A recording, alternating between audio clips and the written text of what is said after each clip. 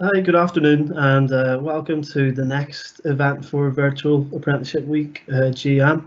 In today's session, we're going to take a look through the apprenticeship journey in three different stages. So it'll be broken up into the beginning or the start of that journey, what happens in the middle point of that apprenticeship journey, and then what does the end of that apprenticeship journey look like, and what happens after that. Um, my name's Kevin. I work for Greater Manchester Combined Authority. I'm part of the team Bridge. Um, we have a fantastic panel here today. As you can see on the session participants on the screen. I will introduce them in a second. What you can do on this session, like the rest of them, you can type any questions on the right hand side, and we'll aim to ensure that these are answered at the end. So throughout the session, feel free to type any questions you may have. You may find that the questions are answered by our panel throughout the session. Some of the questions that have been posed to the panel today have come from the Eventbrite sign up that you have signed up to and asked questions on. So we've used some of those questions during today's session. So without further ado, a big welcome to, we've got two apprentices here today. We've got Lewis, who has actually recently completed a level 3 apprenticeship, and he is employed at Brother UK. We've got Will, who's over halfway through his level 3 apprenticeship, and he's working for the Tutor Trust. We've got a business representative here today, Sam from Brother UK, who will be giving that viewpoint of the apprenticeship journey from an employer's perspective. And also we've got two training providers. One is a college. We've got Louise here from Hopwood Hall College, and also we've got Heather from the Juice Academy. And finally, last but not least, we've got Kirk Cornwall. Kirk has a long history in apprenticeships and worked in different areas within the apprenticeship arena. Today he's here to talk about being an endpoint assessor. So we'll hear from Kirk as well. So we're going to just jump straight in. The first part of today's session is all about the stage one of the apprenticeship, looking at the beginning, looking at searching and applying for apprenticeship all the way through to the interview, induction, and the first week or month or so in that apprenticeship. And we're going to ask Lewis first of all, and Lewis is an apprentice with Brother UK. So if it just get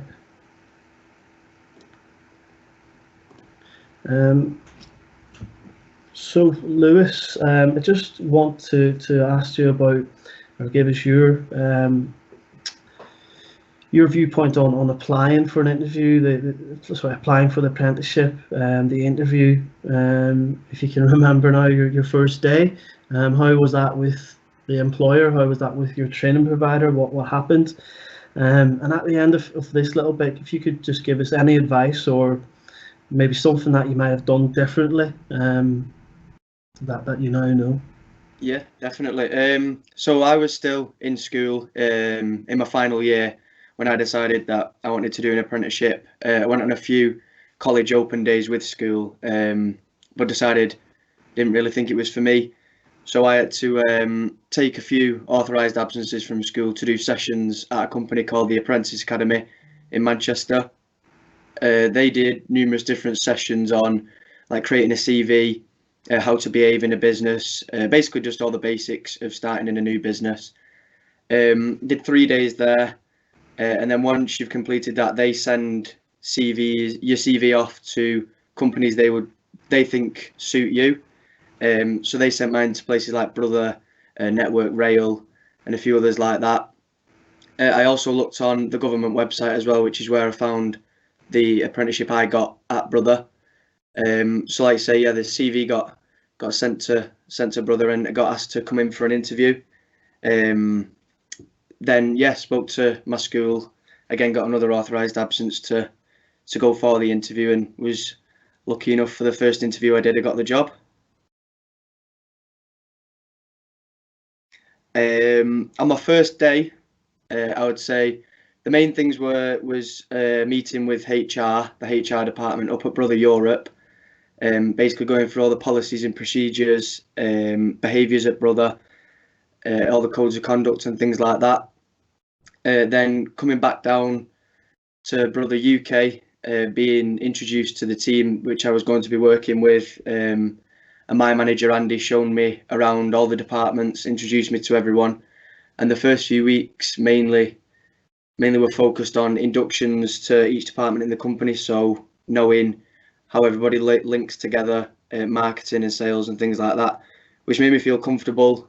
Felt like after 2 or 3 weeks I knew vaguely what everybody did, who I needed to go to for specific things, and yeah, got introduced to how the apprenticeship will work. And at Brother you sort of have what they call a buddy, so mine was called Gemma, and she sort of supported me from a brother perspective from the apprenticeship, with my coach from the academy who was called Emma. That's fantastic, thank you, Lewis. Is there anything that, from, because you've completed your apprenticeship recently, is there any advice that you might give that you may have done differently at all? Yeah, I would say for the interview side of things, just sort of research into the company before you go. Don't show up sort of clueless of what they do or what the history is. On the first day, I would say I was only 16, so I got myself quite a little bit nervous. But once I'd been there a few hours, I thought it wasn't worth getting so nervous for. Try and get yourself more excited more than anything, because no one at the company is going to be out to sort of catch you out or anything like that. So yeah, I would just say just focus on your skills, and don't try and worry about anything, because what you might not be as good at, you will be in a few weeks' time after you've settled in. Brilliant, Lewis. Great advice. Thank you. Next up, we've got Will. Will is also an apprentice. He's a level 3 apprentice and works for the Tutor Trust.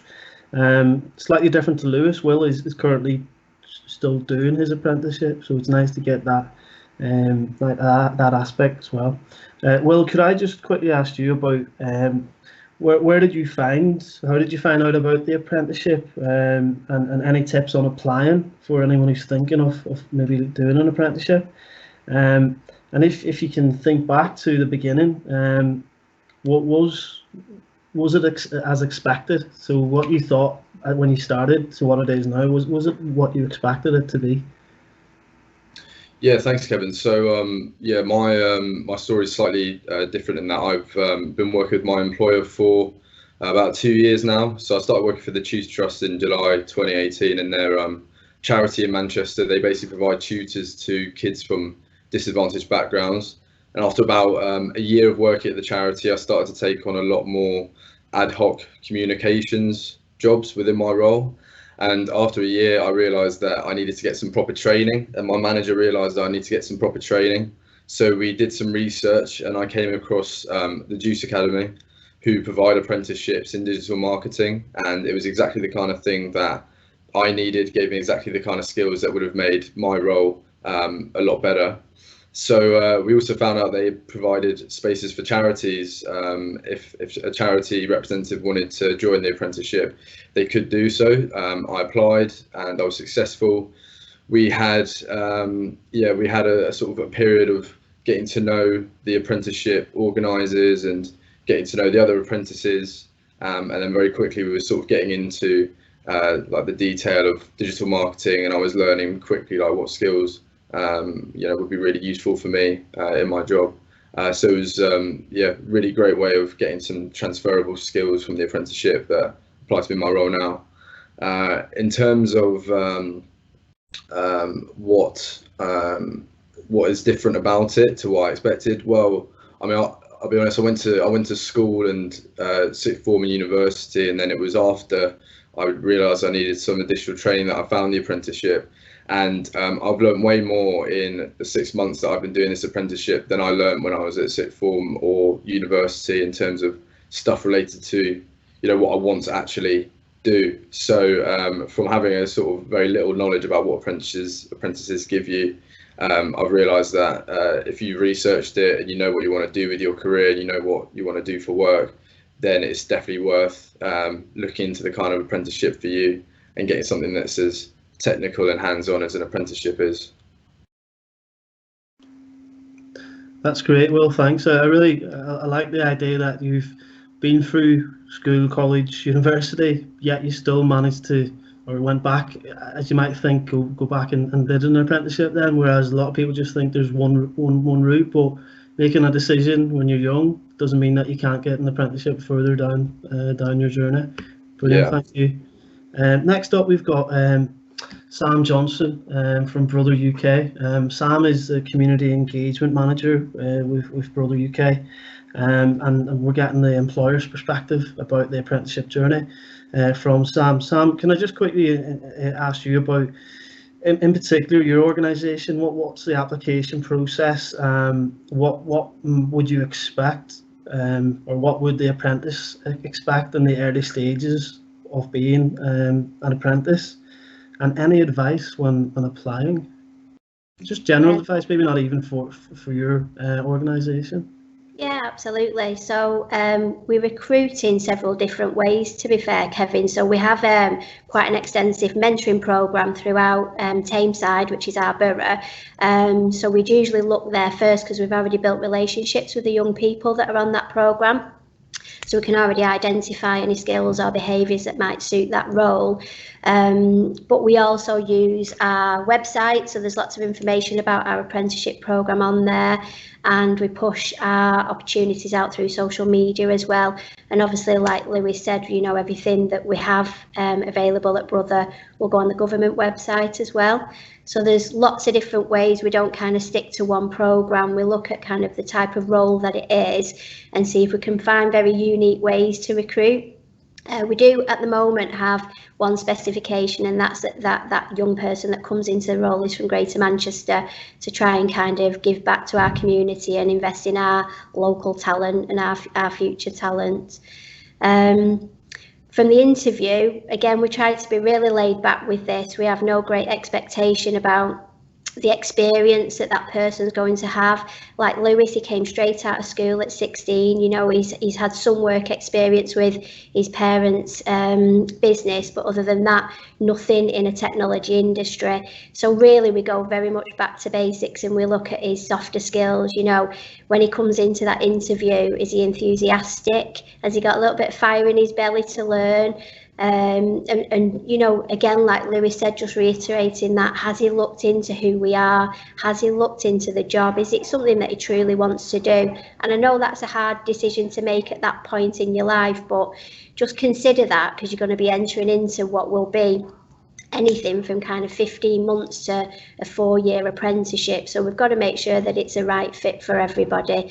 But we do go on gut feeling in the interview, and we've been really lucky to date that in our current programme we've had some really, really successful applicants who are moving on now in only kind of 2 or 3 years to hit they're doing degree apprenticeships with us. So obviously on their first day, so from the moment that we offer our new apprentice a contract, that relationship building starts there. It may be a month before they even start on site with us, but we straight away, we send lots of communication out to their personal email. We send them a welcome card, which goes through the post, quite old fashioned you might think, but it goes a long way to kind of engaging that person into being part of the Brother family. And that's signed by all their new colleagues and the team around them, just giving them well wishes. And then within that card as well, there's lots of practical information about dress code, where you can park, the public transport to get to us. So anything that, even down to the restaurant on site and when that's open, when you can get your bacon butty in the morning and things like that. So anything that just puts people at ease when they come on site. And we find that just those little details makes that person so much more productive quickly when they start with us, because they already feel like they've got that bond with us when they come in on day one. And then from there, probably a month ahead, we spend a lot of time looking at who they are, what their natural abilities are, and just giving them opportunity to work around the business and get to know people, and then start to kind of look at the job and how they can start to learn on the job and kind of add value straight away. And I suppose, again, just going back to what Lewis said, any advice I could give anyone who's coming in for an interview is just research the company, have a look on our website, see what we do, and see how we invest in you, because you want to work for us and you want to know that we're going to look after you when you're here. And that's the same for any business. And ask questions. Always kind of get some questions in your back pocket, because that goes a long way when we're interviewing, to make it a two-way conversation. Well, thanks so much, Sam. That's fantastic advice. I also love the fact that apprentices are recruited from Greater Manchester for your organisation, and you've also emphasised the importance of those soft skills and the employability skills that a young person should have for the world of work. Great job, thank you. Next up, we've got Heather. Heather is the Academy Coordinator for JUICE, the JUICE Academy, and Heather, for the beginning of the apprenticeship journey, as a provider, what's your role as a training provider?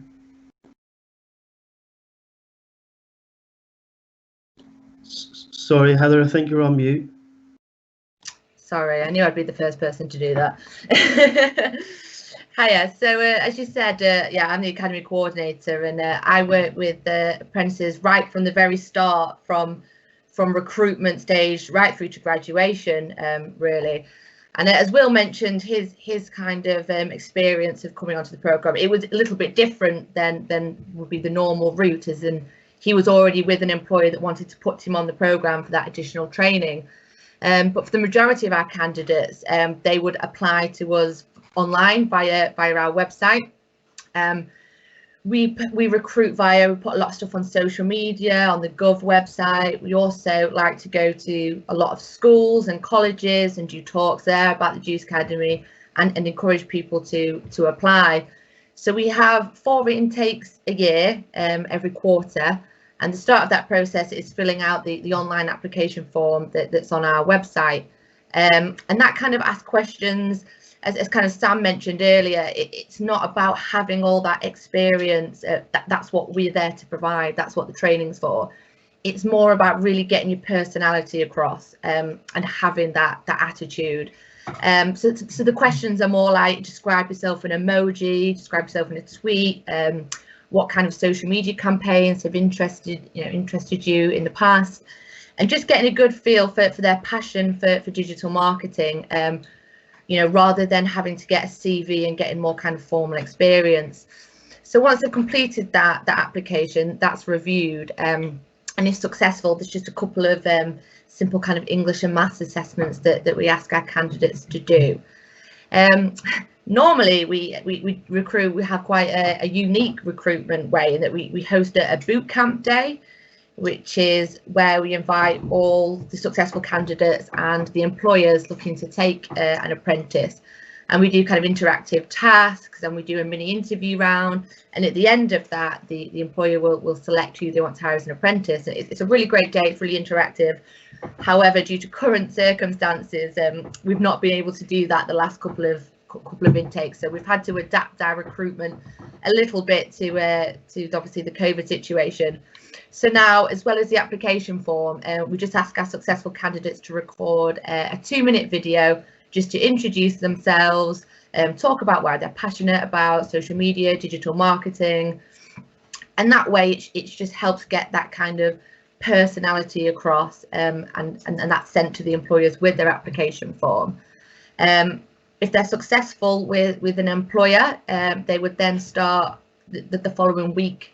It's quite a fast process. They start in the workplace with that employer, and they attend what we call a celebration day at the academy. It's a really great opportunity for the apprentices to all meet each other, because they will be in a cohort and they will be completing the apprenticeship all together as a group. So it's a really nice way of everyone getting to know each other. We do some kind of tasks about kind of general work skills rather than just digital marketing, so kind of office skills, office behaviours, putting that together until business analysts, you know, things like that. And it's just kind of more getting to know each other and easing into the apprenticeship before they start the training sessions that begin after that.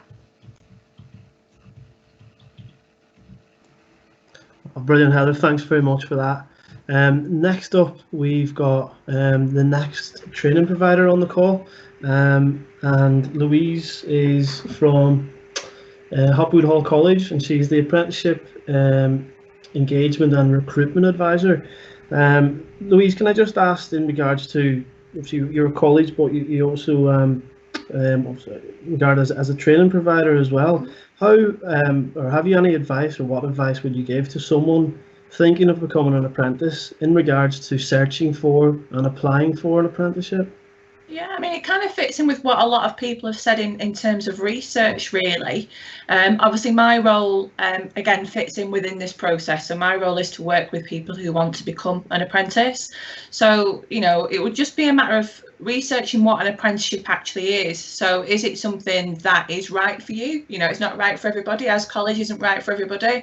You know, do you actually understand what you're signing up for? So, you know, potentially you'd be working 4 days, coming to day release as well on some apprenticeships. And then you've obviously got assignments and things as well. So it's just understanding really what an apprenticeship is and whether it's something that you think is going to sort of kickstart your career. Saying that, I think it's also maybe more so for sort of people leaving school or college, is actually to understand what apprenticeship suits you. So actually, what do you want to do? And I think that's quite a big question sometimes, especially if you're 15, 16, 17, 18, you might not know what you want to do. So it might just be a matter of having a chat with a careers advisor that you may have at school, friends or family, you know, but also looking at what you enjoy. You know, are you really good with your hands and quite enjoy building something? Then obviously construction might be the path for you. So again, research, you know, have a look what's out there. There's loads of sort of websites. Obviously, as a training provider, we have a website on what an apprenticeship is and the guidance that we can support with, as I'm sure most training providers do. I know Lewis mentioned the government website, and that's a great website for sort of having a look at what vacancies are available as well. So once you've sort of made a little bit of a decision what sort of apprenticeship you're kind of looking for, the government website is fantastic because it lists them all from all different training providers, and you can set alerts up and things on there as well. But really just have a look at what employers are looking for. You know, they're not looking for you to be a fantastic carpenter or a brickie or whatever it is. They can train you to do that. That's what the apprenticeship is for. But they're looking for things like those employability skills, those softer skills that we've sort of touched on earlier. You know, are you work ready? Are you prepared to be getting up early in the morning to get to work on time? You know, are you going to sort of get stuck in and you know, have a good attitude, turn up on time, you know, not be messing on your phone? It's all those softer skills really that employers are looking for. That being said, I think at this process, you know, at this stage, it's useful to get your CV ready as well. Again, you know, when we have applicants who apply to us, we do provide support and guidance on how to write a CV and preparing for interviews, those sort of things. And look at things like work experience as well. So something that you can, you know, if you're really unsure what you want to do, you know, work experience is a great opportunity for you to sort of trial a job for a couple of days or for a week. So again, you know, if you speak to your school, you know, most schools will have a careers advisor or a careers team that you can maybe speak to. I think that's really useful. Thanks, Louise. That's great. I'd like to also add that GMAX is another source of finding out more about apprenticeships and vacancies across Greater Manchester. gmax.co.uk. You have a look at the apprenticeship section on that. So that's the first part of the apprenticeship journey sort of covered. And then we'll move on to stage 2. So this is, if you can think of the apprentice is now properly in the job, getting on with what he or she needs to be doing. And we're going to go to Lewis again to kick us off with stage 2 of the apprenticeship journey. So Lewis, if you could tell us about who the key people who are the key people helping you. So from an employer's perspective, and then the training provider. You briefly mentioned them, I know at the beginning, but maybe what their role is and how helpful it's been for you. Yeah, go ahead. Sorry. Oh. Yes, so Gemma, who was in Sam's team, was classed as my apprenticeship buddy. So again, in the community engagement team. So there was a lot of support from Gemma and Sam on the apprenticeship side of things. And a few of my assignments involved presentation building and things like that. So if there was a part of that presentation which involved talking about a different department around the business, then whoever from that department was always happy to help. So there was little aspects I felt from everyone in the business, but Sam and Gemma were the main people who I would go to if I had a question on the apprenticeship or what needs completing by when. And then obviously from the job side of things, from the products and solutions, my manager Andy and the further team helped me sort of balance out the apprenticeship work and the work that Brother needed, and sort of allowed me to manage my time to do that 20% off the job learning. Brilliant. You mentioned those assignments, Lewis. So what else did you have to do? Is it just assignments, or was there other bits of that learning that you had to do? And how different was that from school? Because you left school straight into an apprenticeship. Yeah. So how has that been different? So the first few months, I think there was 5 months of my coach from the Apprentice Academy, Emma, would come in and we'd have a meeting with me, Andy, and then either Sam or Gemma and Emma, and we would go through.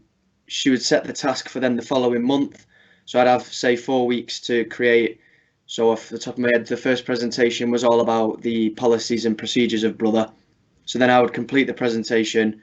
Emma would then come in, we'd all sit down, I'd present, and then it would be marked up and get the grade for that assignment, all adding up to the final grade of the apprenticeship up until the EPA. After the first 5 months, I then had to do a written test. So it was sort of short questions on the business as a whole, how it works, things like that, which then again got marked. That was sort of seen as the halfway point. Then there was a desk observation. So Emma would come in and more or less sit and watch me do basically an hour of my day's work and observe how I keep all my files, my skills on Microsoft and things like that. So then that was also graded all the way up until, like you say, the endpoint assessment. Compared to school, much more different because you're managing your own time. You have to prioritize your own calendar. You have to choose when you want to do a Brother task or when you want to do a task for the Apprentice Academy, and base that all around making sure things hit the deadlines that either you've set or somebody else has set, and try not to do everything at once or mix your tasks up. Whereas in school, you get given homework and it's done by this date, or there's obviously a consequence in there. So it's much more independent than school, which I was surprised at, how much Brother allow you to be independent. The help is there, but they push you to try this before giving you the full help. So yeah, it became quite independent quite fast from leaving school. Brilliant, Lewis. It sounds like you get loads of support, which is no surprise really. But you've got your training provider support and obviously the employer support there. Excellent. Yeah. In regards to your middle part of your apprenticeship journey, which is in around where you are currently, I guess, and looking at the training that's taking place, so who tells you what assignments or coursework needs to be done, and who assesses this? And I'm kind of interested as well. So someone sent this question in: how do you manage to fit in studying, working, and have a social life? Yeah, so I'm halfway through, and we've basically been. It's a combination of going in every fortnight and having a full day of learning with the Juice Academy. So every other Thursday, I don't go into my day job. I go to join the other apprentices, and we have a full session of skills learning and getting some actual practice of digital marketing. But outside of that, I'm still provided to do some homework and complete tasks. That's all monitored online. Every month we get a refreshed set of tasks that we have to go away and do. It could be watching tutorials, it could be practicing, creating some analysis forms, it could be anything that is really putting into practice what we've learned in the apprenticeship, but also it's often trying to get us to practice it in our jobs. I'm finding increasingly that everything I learn in the apprenticeship will spark an idea for what I can do in my role, and I'm fortunate that my employers are very receptive to the ideas I'm putting forward now. I think now they know that I'm being taught by professionals in the industry, and all the digital marketing expertise I'm picking up is from people who really know what they're talking about. Gives me a lot more authority when I'm making suggestions to my bosses and I'm saying we should try this out, or we should explore this as an option. So having all of the apprenticeship work is really useful for me to put it into practice.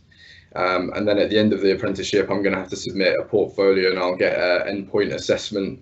And I'll get my work and my workload and everything that I've done to get my work done will be assessed in one go. In terms of your second question about balancing everything, well, I mean, I do get to spend 20% of my hours on the apprenticeship, the day that I spend in training, but then also my employers, they let me spend 2 afternoons a week working on my homework and making sure I'm getting these online tasks done and making sure that I'm hitting the deadlines for all of those tasks. If I'm honest, having employers that aren't the same as the apprenticeship, they do sometimes have expectations that you keep getting on with the work they're setting, and a bit like Lewis said, you have to have your own deadlines and work out what you have to prioritize out of your deadlines, apprenticeship deadlines, employer deadlines. It hasn't really affected any kind of social life or taken too many hours, but if you have to work evenings or a bit of the weekends, then that's what you have to do, because I think at the end of the day, it's like you are learning such essential skills, and one of the most important ones is time management and balancing your tasks, and taking on an apprenticeship as well as doing some in-work experience is better experience than if you're necessarily just doing one thing day in, day out. So I wouldn't worry about if you're having to squeeze all these things in. You actually learn a lot more from that. Brilliant, well, thank you.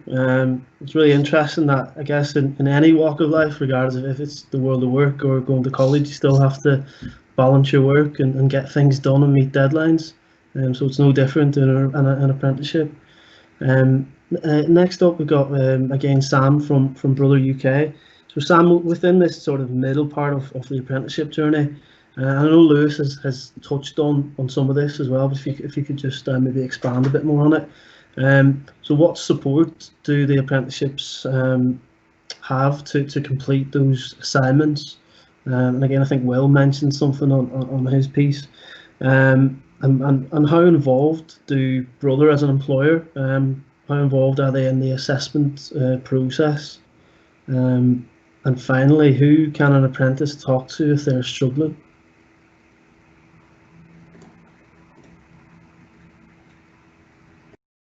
Yeah, so obviously there's quite a lot to cover there, and we do it in depth. So every apprentice has to meet a 20% off the job learning. So that's a requirement by the framework of the actual programme. So essentially you can make this up in any which way that you like, and we choose to do that by letting the apprentice have maybe 2 half-a-days or a full day every Friday, and that's doing exactly what Will said. That's looking at your outstanding work and making sure that you're up to date and you're doing that learning, which is the academic part of the study. But also that 20% is made up of so many different things, so many experiences that you can take from the business, all learning to help you become the subject matter expert within that role. So what we do very early on in the programme is look at what's available within the programme, what modules you're going to cover, what kind of study that's going to be required, and we try and enact that through the business. So like Lewis, I think, mentioned with his first presentation, that's basically looking at corporate business and its structure and the end-to-end business. So, you know, at the end of a lot of these apprenticeships, I feel that our apprentices have a more rounded understanding of our business than some of the people that have worked here for kind of 10, 15 years, because they're getting the opportunity to go into every department, understand an overview of that department, and in some aspects a little bit more of the complexities around it, so they can articulate that back or present that back to the academy, to the training provider. And that's key for me. I think if they came into the role, they stayed in that role, stayed in that department, very silo, although they may be very good at that job at the end, do they know anything about the company? Will they know anything about Brother? How do they know how we all connect as a business to, you know, to get our sales and to continue to be sustainable as a company? So I hope we do that really well for our apprentices that come on board. And then we work with them from the outset, and with the training provider and their line manager, who takes a very leading role in this, to identify all the learning and all the value that they can add. I mean, one part of the EPA that Will mentioned earlier is the project brief, and that's for the apprentice to identify an efficiency that they can truly create in the company, in the role that they're doing. And, you know, I think, again, Lewis started with us at 16, and to ask a 16-year-old with no, you know, background to business to come in and identify a business issue and create some kind of efficiencies around it is a really big task. But I must say, everybody really kind of comes to fruition with this, and we help that. And we're finding that kind of 3 or 4 months into the business, when they've had a really solid induction and they understand the structure of work between us and the training provider, that they are actually adding value. They are a valued member of the team. So it's for us to treat them like we would do with any other employer, and they've got their whole package of how we're going to invest in them.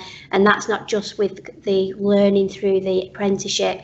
We might even, like Lewis works for product management, so there wasn't necessarily an apprenticeship in product management, so we looked at the next best thing, which was a business administration, which gave him an overall understanding of business, and we've since bolted on lots of very specific training to that role. So it's given him such a rounded kind of experience, ready for now he's a permanent employee.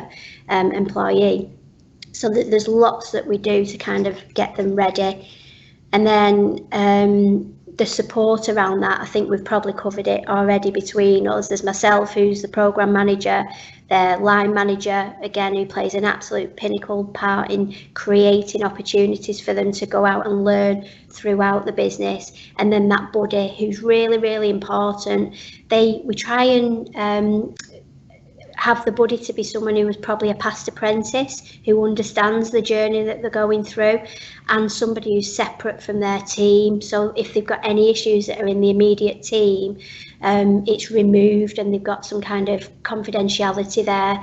So I think between all those people and the training provider, their careers advisor, they've got a really strong team around them. Thanks, Sam, that was great.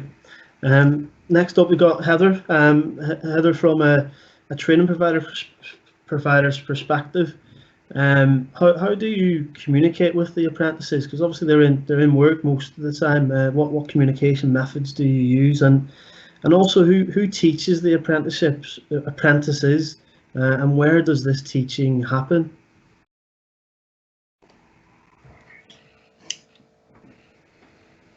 So first of all, about the communication, obviously email is a big part of that. We make sure that when they've got sessions coming up, we send them a reminder before the session and regularly communicate via email. But we also use WhatsApp a lot. We find it a really quick, easy way to communicate with the apprentices. And you know, they're on WhatsApp a lot anyway. And we also create a WhatsApp group for each cohort, and that's just a really nice way of kind of them, you know, chatting to each other, or they can ask a question that maybe another apprentice can help them with. They share ideas. We can put things in there to help and support them. So those WhatsApp groups have actually been a really good way of communicating with them, you know, as well as email. And for the training, so the Juice Academy is the sister company of a marketing company called Tangerine Communications. And the Academy is part of the Tangerine office, which is in Castlefield in Manchester. So ordinarily, under normal circumstances, our apprentices come to the Academy fortnightly for a full day's training. Currently, we are delivering our training remote via Zoom, and we've managed to kind of transition the training really well, actually, to be able to continue delivering and apprentices not missing out on their training until they can come back into the Academy, which we hope will be soon. Our tutors are actually Tangerine employees, so they're industry professionals. They work in a variety of areas, from the studio team, who are all the graphic designers, the videographers, the photographers, and then we have tutors from the kind of more strategy team that come up with all the creative strategy, as well as kind of analytics. Some of them look into the more analytical side of marketing. So it covers a really wide range of marketing, and they're our tutors. So they're teaching what they do for a living, which we find is a really great way of getting the training across, because it's what they do. They use examples from what they do as their own personal work and their own jobs, and be able to, you know, offer the apprentices an insight into that and teach them everything they need to know about digital marketing. And we also like to bring in guest speakers, and as well as the junior content producer syllabus, which is the standard we teach. We also like to deliver what we call added value. So that's giving apprentices teaching sessions that aren't necessarily on the syllabus digital marketing, but it may be things about building confidence, even things like nutrition, managing money, employability going forward after the apprenticeship. And we like to immerse these sessions into the syllabus sessions, just to give them, you know, training around developing themselves as people, as well as just teaching the syllabus as well. And the training consists of the first 12 months, just under 12 months of the 15-month programme, and then the remaining 3 months, they don't come to the Academy for training sessions, but they then go into their endpoint assessment part. But we're still there to support them, and we're still keeping contact with them regularly when they go off to do that. They're just no longer coming in for they've completed their training by then. Thanks, Heather, that's great. Next up, we've got Louise again from Hopwood Hall College. Louise, if I can ask you regarding this middle part of the apprenticeship, what's your role in assessing the apprentice, and how do you and an employer work together? I mean, at the beginning of an apprenticeship, it is kind of that three-way partnership. So it's a partnership between the apprentice, the young person, or however old they may be, the employer, and obviously the training provider. So obviously, you know, it's about the employer providing a mentor, you know, and I'm sure we've mentioned that previously. So it's not just the supervisor or the manager, but it's actually a mentor. And in a lot of cases, it may be a past apprentice, just someone who can nurture them and offer them that support in the actual, you know, in the job role. But from a training provider's perspective, obviously we have work-based tutors. So obviously a work-based tutor is initially your main point of contact in college. They will come out and visit you in the workplace in order to do sort of reviews and assessments to sort of see how you're progressing towards your apprenticeship. Obviously they'll be there, you know, throughout the process of your apprenticeship as well. So obviously you do have their direct numbers. So if you do have any sort of issues or concerns, you know, you can either speak to your mentor, who is obviously working in your workplace, but obviously you do have that point of contact in college as well. You have your work-based tutor, but actually on some of our apprenticeships where you do come into college as well, you'll also have a tutor who will teach you in college. So you have sort of various different providers, if you will, in college who can offer you guidance if you do have any sort of issues or concerns. In terms of the assessment, the new apprenticeship standards is much more about sort of knowledge, competency, skills and behaviour. So it's not about sitting a test and passing a test. It's about ultimately, are you able to do that job? And that apprenticeship is about developing those sort of skills and knowledges and behaviours. And that's what our work-based tutors predominantly are the main people who will support you in the workplace. Thanks, Louise. That leads us on now to the final stage of the apprenticeship journey. And it's obviously the end of that journey. You may have heard throughout some of the discussions the term EPA, and you're wondering what the hell does that mean. I was the same a few weeks ago when I was getting my head around all the apprenticeship stuff. So this is end point assessment, and that's what it stands for. The two apprentices on the call are at different stages. So we've got Lewis, who has finished his apprenticeship recently, and Will, who is towards the end of that journey, not finished, but will be early next year. So Lewis, if I can start with you, and just if you can, I know time is getting the better of us at the minute, but if you could just briefly let us know who decided you were ready for that EPA, that endpoint assessment, and when you were going through the endpoint assessment, what were you feeling? Obviously, I imagine nerves might be there. And what happened at the end? So what was next?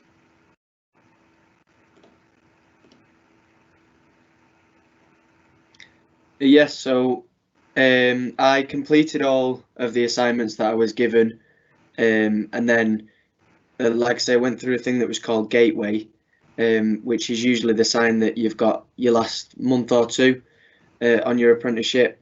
So in the last few weeks, I sat down, and there's a multiple choice exam, which I went and sat at the academy, which is all online. You then get your results back from that. And that's when the next visit with Emma was basically deciding that, you know, when will my presentation be ready for my EPA? Do I feel ready? Does Gemma and Andy feel that I'm ready? And it was basically sort of a group decision. I thought that I was ready. So I just had another week after that meeting to run over it with my manager, practice my presentation.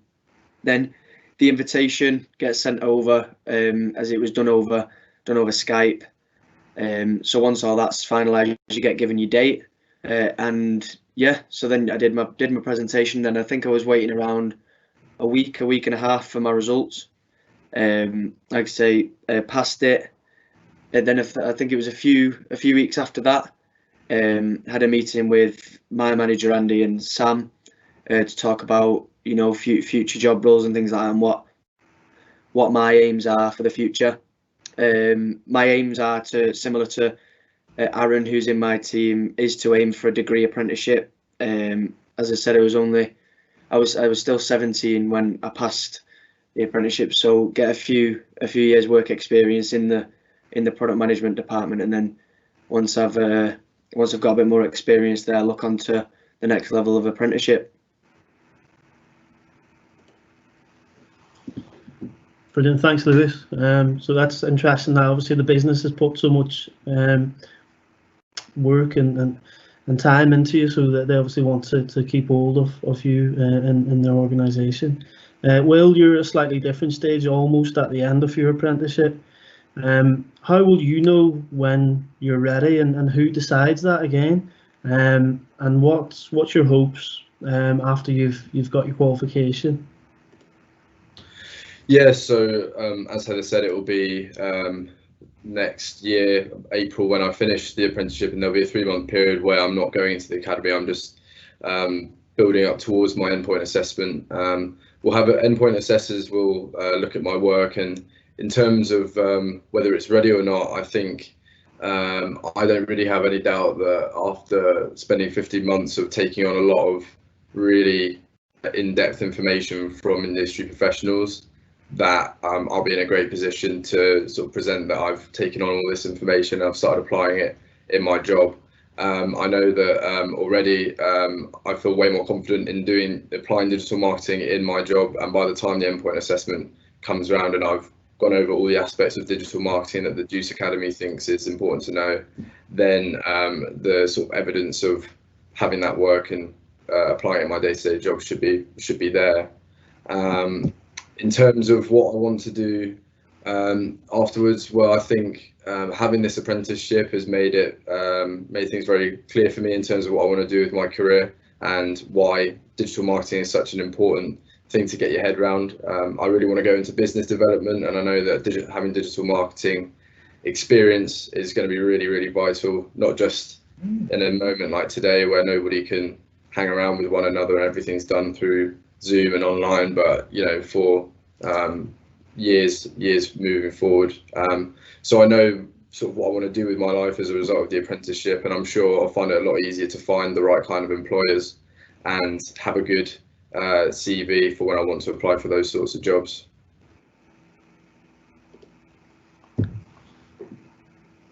That's great, thanks Will, and good luck with the final section of your apprenticeship as well. Thanks. So from an employer's perspective, Sam, and Brother UK in particular, how do all the stakeholders decide that the apprentice is actually ready for that EPA? And also I'm going to ask, in my opinion, it's a pretty obvious answer to it, but what happens at the end in Brother with apprentices? What's the next step for them?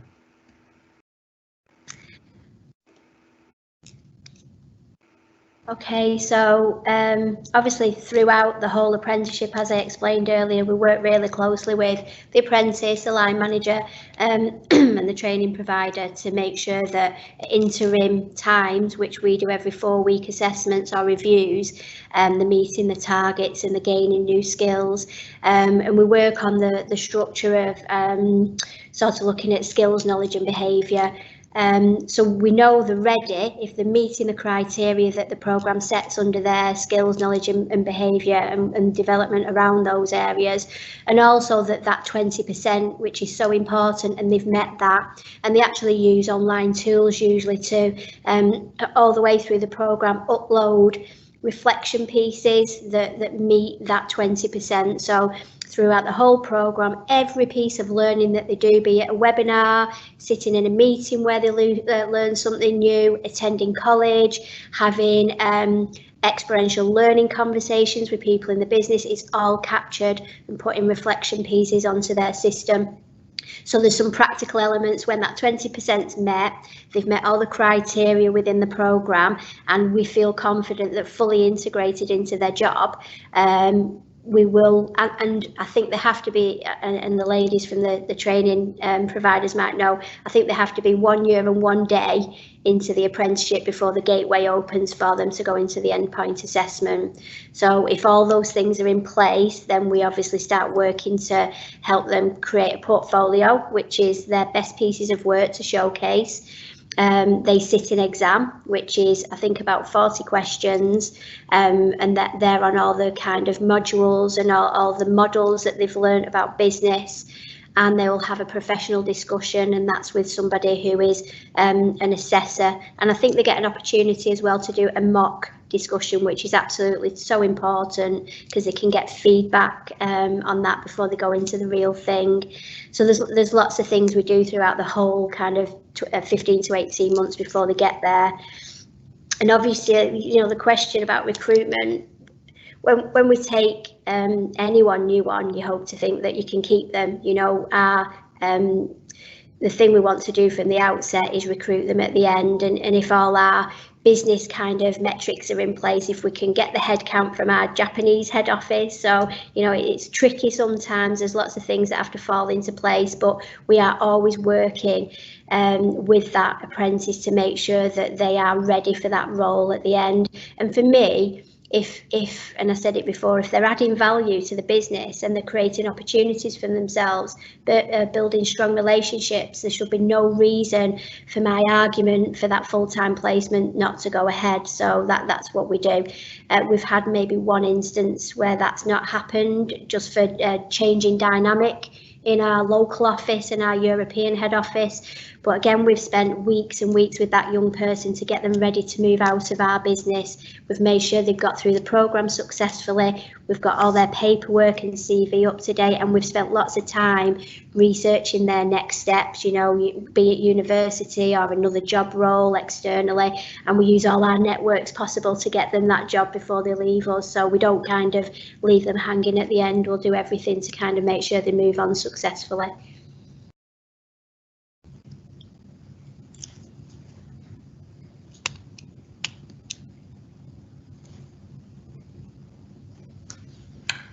Kevin, I think you're on mute. Oh, apologies. So Heather, from your viewpoint as a training provider, the Juice Academy, what's your sort of experience of what happens after the apprentice qualifies? So is there a certification, next steps?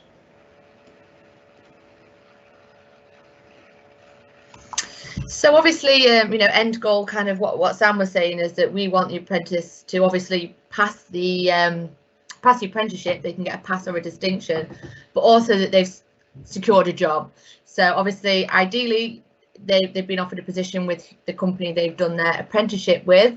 I think over 90% of our apprentices are offered a position with the job that they're doing an apprenticeship with, and if not, it's because they've decided they want to go elsewhere. So that's a big part of it, and also just when they've passed the apprenticeship and that's done, we don't like to just lose touch of them. We're still keeping contact with our alumni. We have a Facebook group. In fact, we've got quite a lot of Juice Academy alumni that are now tutors or guest speakers.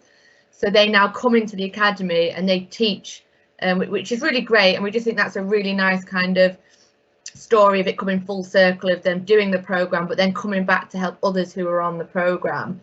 And we also like to do a graduation as well. We'd like to have, a ceremony, invite friends, family, and do like a graduation at the end of it.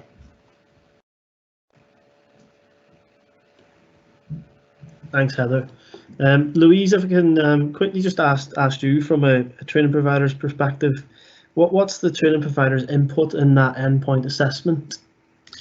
I mean, I think Sam covered it in terms of it's that three-way agreement that everyone feels prepared for that apprenticeship. So obviously the employer feels that apprentice is demonstrating those skills, competencies, behaviours, but also from our perspective that learners progress, that they've completed the work that they have on the online portfolio, that's all up to date, and that obviously they've recorded all the 20% off the job, which they need to do as well. And really it's just sort of supporting that learner through that process. I mean, the EPA varies dependent on the apprenticeship that the learner's doing. So I know we've sort of talked on about professional discussions and sort of tests. Some of them might be practical assessments, particularly within sort of catering.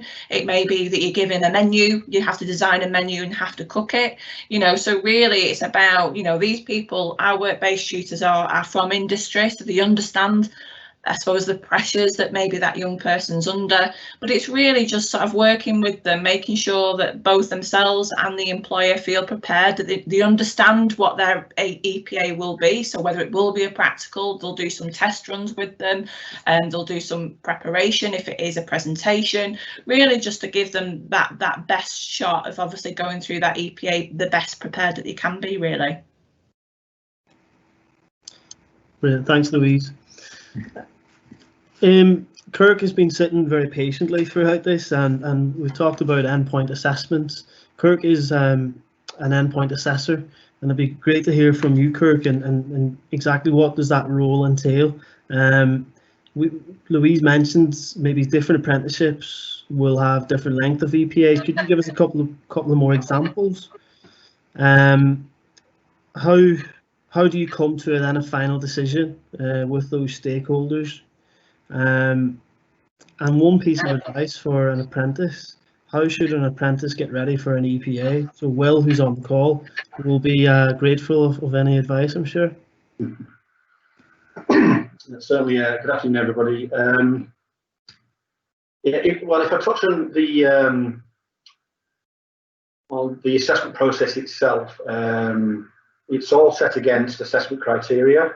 Each apprenticeship standard will have an assessment plan attached to it, and assessment criteria is laid out. So the endpoint assessment organisation that will conduct the EPAs will use that as a tool to provide a marking sheet for each element of the assessment. And as has already been discussed and mentioned earlier, each standard is quite different in relation to the assessment criteria required on the knowledge, skills and behaviours. For example, a level 2 supply chain warehouse operative, their endpoint assessment is 2-phase knowledge test and a practical observation. Takes around about an hour and a half to 2 hours. Then if you look at a level 3 electro-technical trades, they can take anything from 2 to 2.5 days. And that's not purely because we want to bully the electro-technicals. It's done in a controlled environment, and they need to actually present their competency in that particular role because it's quite risk critical. In relation to advice, threefold really, 3 keywords: ownership, preparation and impact. Having been a coach and an assessor and an EPA manager before now, working in the quality assurance arena, my advice, as Lewis and Will have clearly done, is to take ownership of your apprenticeship. It's your apprenticeship, it's your qualification, so take ownership of it, and don't expect the employers and the training providers to do all the work for you. Don't wait to be asked, just make things happen. Because training providers can get quite busy at times with significant caseloads. Preparation, as has been alluded to previously, tap into your training providers, your employers, your mentors to prepare as you approach Gateway. Do some mock tests. If you need to do a presentation, run through a presentation with colleagues within the workplace. Practice professional discussions and interviews, and if it's a practical demonstration, make sure that you're well versed in what is required from the assessment plan so that you can present that on the day.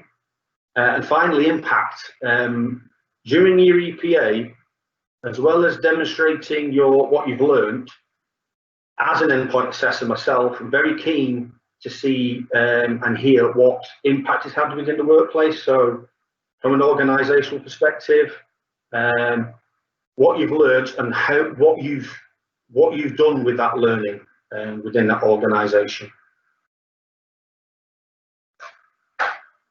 That's great, Chris. Thank you. We have just slightly gone over time, guys, but I feel that it was a very informative session. Lots of questions were sent in, as I say, beforehand, and we hope we've answered most of those. There is a couple of questions come in from a couple of interested parties. One, I'm going to ask Lewis, what did you enjoy most about your apprenticeship?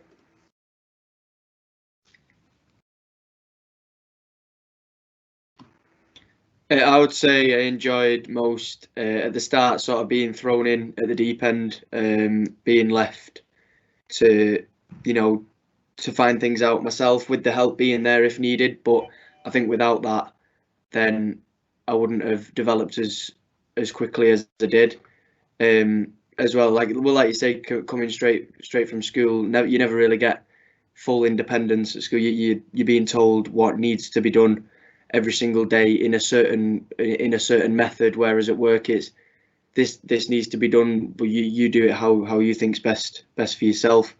So yeah, I would say I think that would be my favourite thing, due to just the step up in, sort of going from a child to an adult, really. Good stuff, Lewis. Thank you. One last question. I know we've gone over time, and I hope Louise or Heather don't mind if they could chip in with an answer. Do you have any tips for those looking for an apprenticeship now?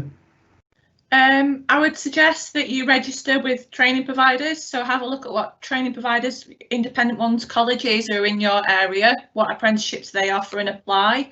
Obviously our process is obviously we will interview you. Those are currently done over the telephone, but what that means is you will be on our books. So if we get vacancies that you want to apply for, we will let you know. So that will be the first thing. So you can register with many different training providers, and I'd also register on the government website, and also, like I say, the GMAX as well, to see what vacancies are out there. Get applying, get your CV on ready, and just I would suggest as well to maybe have a backup college course as well, just so you've got something in place for September, just in case obviously you've not secured employment. You're on mute again. Oh, I was doing so well. Thanks, Louise. That's great advice. We have overrun. But thank you for listening in. If you've missed it, then the session is available on YouTube, on our YouTube channel, and that will be sent out via social media in the next sort of day or so. We do have another session this afternoon at 3:30, run by Total People, and it's about applying for an apprenticeship. There are more events tomorrow and Friday, as you can see on the event timetable. Finally, just like to thank everyone on the panel today. Thank you very much for your time. Thank you very much for your expertise.